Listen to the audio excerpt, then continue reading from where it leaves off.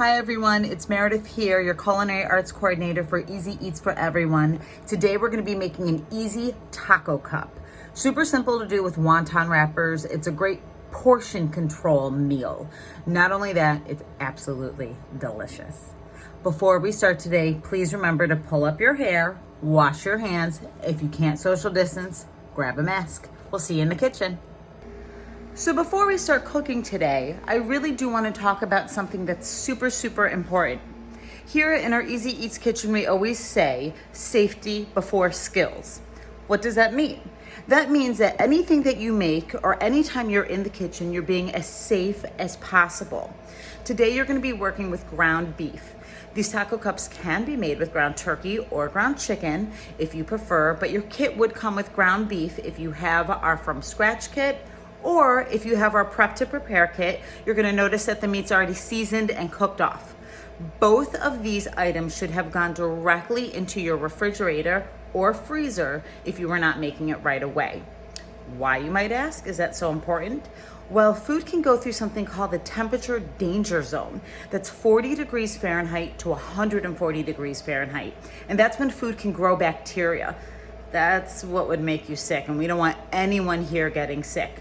If for some reason something happened and you were not able to get your food into the refrigerator or the freezer within 2 hours of getting the kit, please call us here at Easy Eats or email us at easyeatsforeveryone@gmail.com, and we will give you instructions on how to make sure that you're going to cook this meal as safe as possible. So now you might be saying, well, that's great, chef. I put my meat in the freezer, but how am I going to cook it? There's two different ways we're going to suggest you defrosting your ground beef for these taco kits. The first one, if you have a microwave, you can set your microwave on the defrost weight setting. You know you got 1 pound of ground beef with this, so it's pretty easy to do. Put the ground beef on a microwave safe plate and set that defrost setting for 1 pound. A lot of times it's going to stop halfway through and have you flip the meat. That's okay. Just make sure you wash your hands afterwards. The other thing is you might notice that the beef starts cooking a little bit, and that's okay because you're going to take this meat and put it directly into our skillet to finish cooking and season. The other way is if you're not going to be making this right away, you can actually take your ground beef, again, put it on a plate, make sure there's a paper towel, and you're gonna put it right in your fridge for about 24 to 36 hours. This will allow it to slowly but safely defrost. How is this safe? It's in your refrigerator, so it's never going to go into that temperature danger zone of 40 to 140. Again, 40 to 140 is that number that bacteria can grow in. So again, two different ways to defrost the meat. Once you are ready to do this, please make sure that you continue watching the video.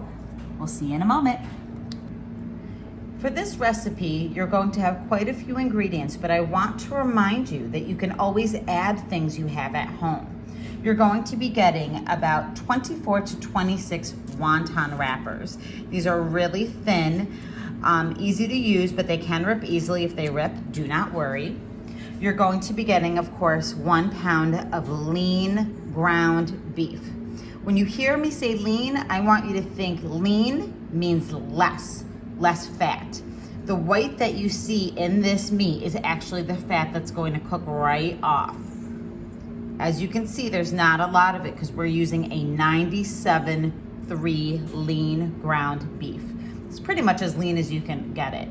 Your kit will also include a nacho queso, shredded cheddar, diced tomatoes with peppers, diced onion, black olives, and 3 seasonings: taco seasoning, chili powder, and minced onion. This is a dry minced onion. When you cook it in the meat, it's going to rehydrate. But because we're using such a lean meat, we're also going to add a little bit of water when we get to that point. At home, you're going to need to have a skillet. Remember, we talked about a skillet having a higher side, a muffin pan, some spoons to put your toppings in. We can either use a regular everyday teaspoon in your house or a measure teaspoon, a spoon to mix your meat in while it's cooking, and cooking spray. You are going to want to preheat your oven to 400 degrees. Place your skillet on the stove. And again, we're gonna be using medium heat. We don't always wanna cook things on a high setting because we can burn it. We wanna slowly cook this meat. We're going to pre-warm our pan, so when we put the meat in, it's going to sizzle a little bit, and that's okay. You're not going to put anything in here this time because the fat from the beef is gonna keep it from burning on the bottom. Once your pan is warm, you're going to add your ground beef right in. I suggest washing this bowl out so that you can use it when the beef is cooked to place the cooked and seasoned beef back in. You're gonna use a spoon and you're gonna break apart that ground beef. Can you hear the sizzle? That's a good sound. That means our meat is starting to cook. Again, if you would put this in the microwave to defrost, some of this would have a brown color to it, and that is okay. That means it started cooking. But we're gonna cook the rest of it all together. Again, you're gonna notice little pieces of white, that's the fat. You're going to kind of tap your meat here to break it up a little bit. Meat, when you first cook it and it's raw, is going to have the two different colors on it, right? Your raw meat's gonna be red. It might be a little bit brown in the center, that's okay. And then as you cook it, it turns brown. We're gonna slowly cook this over medium heat. It is gonna take a few minutes to do. We're gonna make sure we cook this all the way before adding our seasoning in. Continue every minute or so to come over with your spoon and break apart the beef until it's fully cooked. We've cooked our meat a little bit longer. As you can see, now we have pink and browned meat. This process is called browning your meat. Why is it called that? Because you're turning your meat from red and pink to brown. You will also notice that some of the fat, those little white pieces that you saw in our raw meat, has now melted and is moving around the pot. Because we're using such a lean meat, we're gonna have minimal fat drippings. We're gonna continue cooking this until it's well done and then add our seasoning. So now our meat is cooked all the way through, completely browned, and there's no pink. Again, it is ground beef and it is safe if it was a little bit pink. You might think of getting a burger and someone asks you what temperature would you like it. That's because it is safe to eat beef a little bit underdone. It won't hurt you, but for this recipe specifically, we're gonna cook it all the way through. You'll notice also that we don't have a lot of that fat still. It's really kind of gone away, absorbed back into the meat, and that's okay. We're going to add our seasoning. Again, taco seasoning, chili seasoning, and onion. You're going to sprinkle it all around, mix it, and then you're going to add your water. Why are you adding water, you might say? If you left this just like this, you're gonna have some pieces that don't have any seasoning and some pieces that have a lot of seasoning, and that's not gonna taste good. We're gonna add our water, and you're only going to use a little bit under a 1/4 cup, just enough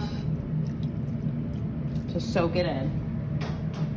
Take your spoon, continue to mix it around and make sure that every piece is fully coated. You'll be able to tell that by the color difference.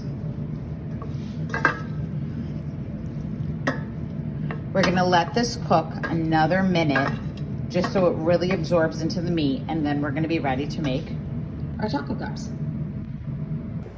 Your meat should be completely done at this point. You're going to transfer it safely, making sure that no one is around you when you're grabbing your pan and turning off your stove into that newly cleaned metal bowl. The handle should not be hot on your skillet, but if it is, please make sure to use a pot holder.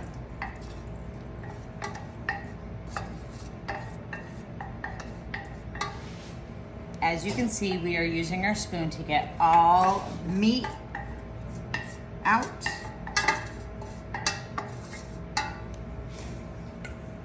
And into our bowl. You can put your skillet back, but I would definitely make sure it's on a surface that cannot melt. Again, that bottom is still going to be pretty hot. Who's ready to make taco cups? We're going to use our muffin pan and our cooking spray and just spray a little bit into the bottom of each cup. This is for two reasons. Reason number one, we don't want our wonton wrappers to stick to the bottom here and rip and everything to fall out. Reason number two is this will actually help to cook the bottom of the wonton wrappers. Remember, they're thin, they're flour, and they can easily rip, so that a little bit of a coating helps to kind of crisp up the bottom as well as make it so you can easily pop these out and enjoy. Our next step is going to be to build these. We're going to take your first wonton wrapper. Now, if yours are stuck together, and you'll notice that by the fact that you can't see anything through it, it's a little bit thicker, versus if you have one, you can kind of see the movement there. You're going to gently pull them apart. If for some reason they rip, that is okay. Put them aside because you're going to use them later and try again. You're going to take your wrapper, place it over the cup, and just gently push in. Next, you're going to use your spoon to put your meat in, and about a teaspoon per cup will work. You're going to want to use a different teaspoon if you're using other things. So you want to use a teaspoon for your meat and maybe a different teaspoon for your different toppings, just so you're not crossing them. You might have someone that doesn't like nacho cheese. You might have someone that doesn't like tomatoes, and you don't want them to have that taste and really ruin their meal. The next step is you will notice there's points when you put in your wrapper. You're going to crisscross it and place this in on top, making almost like a beautiful flower, adding a little bit more meat. And now the fun part, to start putting your toppings on. This one I'm going to use a little bit of nacho cheese. And again, you're not using a lot here. These are small, they're almost bite size.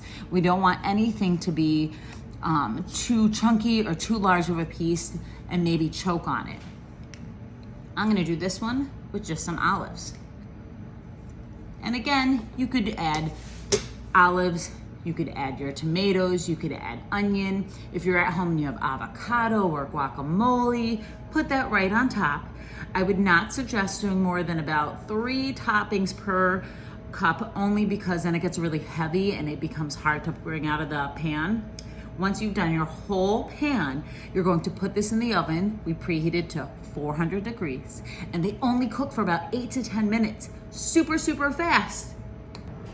At 8 minutes, you should check your muffin tray to make sure that your wonton wrappers are cooking and not burning.